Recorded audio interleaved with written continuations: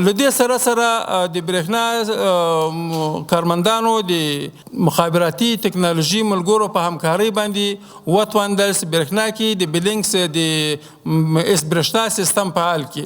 موږ په ټول افغانستان کې په 28 ولایتونو کې آفلاین پیسې جمع کولې. اوس موږ همکاران وتوانېدل چې په خپل فکر او په خپل علمیت باندې یا د برېښنا تر عنوان لاندې دا سیستم جوړ کړو چې موږ په ټول افغانستان کې انلاین پیسې جمع کوو.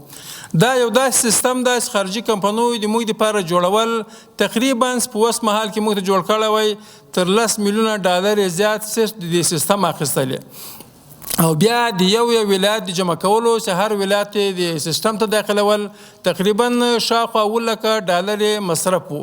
نو د موږ ځوانان وتوانېدل چې په هغه مصارفو چې صرف د سفر د تلو راتلو د خوراک مصارفو تقریبا یو 15 لکه افغانیو بدل کې دغه یو ډېر قوي سیستم فعال شو.